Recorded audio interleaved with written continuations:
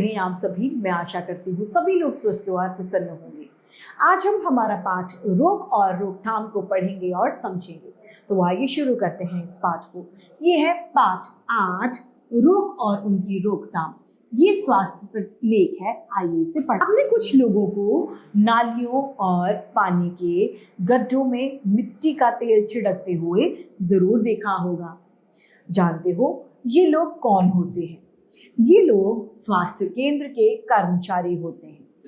इस प्रकार यानी इस तरह के केंद्र आप जगह जगह देखने को मिलता। आप जानते हैं कि स्वास्थ्य केंद्र यानी स्वास्थ्य से संबंधित केंद्र में काम करने वाले लोग क्या काम करते हैं?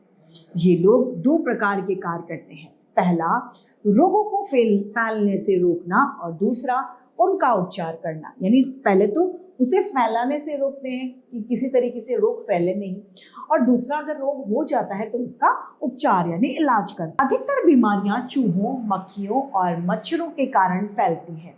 इनको समाप्त कर यानी खत्म कर देने से बहुत सी बीमारियों से बचा जा सकता है।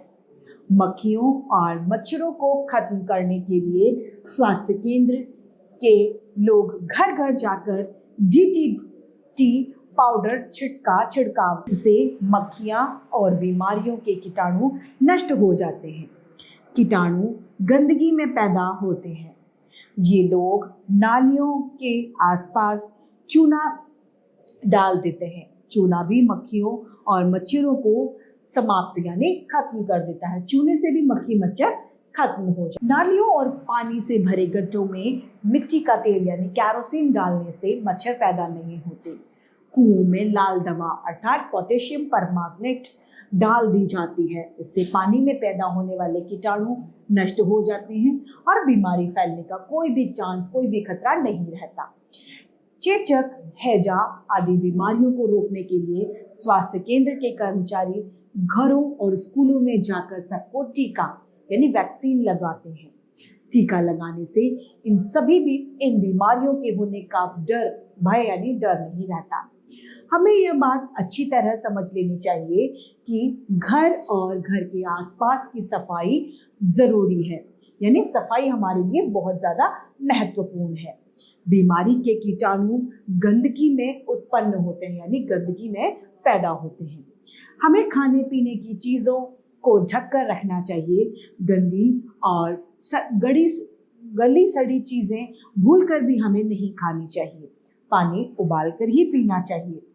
बरसात के दिनों में बीमारियां फैलने का खतरा अधिक ज्यादा रहता है। इन दिनों में हमें अपने स्वास्थ्य का विशेष ध्यान रखना चाहिए। यानी बहुत ज्यादा हमें अपने शरीर का ध्यान रखना चाहिए कि हम कहीं बीमार ना हो जाए। बाजार में बिकने वाले कटे हुए फल, खुली हुई चीजें खाने से बीमारियां फैलती हैं। इन दिनों में हमें बाजार की चीजें हो सके तो कम खानी चाहिए। अगर हम स्वास्थ्य केंद्र में काम करने वालों की सहायता करें तो उनका काम बहुत आसान यानी सुलभ हो जाएगा। ऐसी स्थिति में वे हमारी देखभाल और भी अच्छी तरह से कर। तो इसी के साथ हमारा ये पाठ समाप्त होता है। मैं उम्मीद करती हूँ सभी को ये पाठ भली-भांति रूप से समझ में आया होगा। आज के लिए इतना ही, फिर मिलते हैं। धन्यवाद।